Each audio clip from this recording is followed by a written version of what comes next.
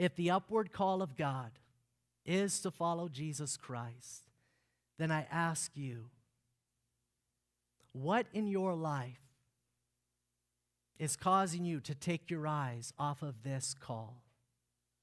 What in life is slowly pulling your attention away? James chapter 1 says each of us is lured and enticed by his own desires. And your enemy knows what you and I struggle with.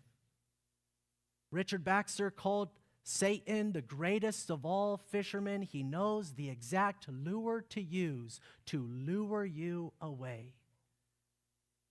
And so I ask us, if the enemy knows what we struggle with, do we ourselves, do we know? And if we do, are we willing this morning to bring those sins that so easily entangle to a sufficient Savior who even now intercedes for you? Are you willing to bring that to the cross? This is not a call to greater religion.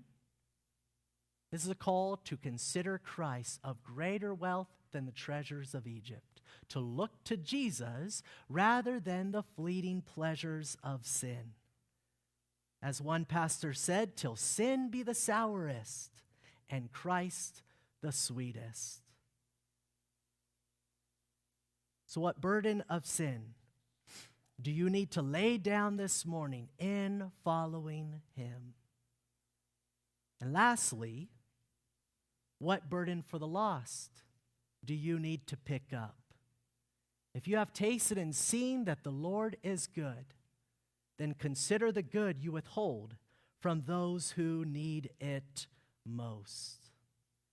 Now, this is where many of us push pause on this framework for following Christ out of fear of becoming fishers of men, the fear of evangelism, the fear of opening our mouths and giving a proclamation of the one who has saved us.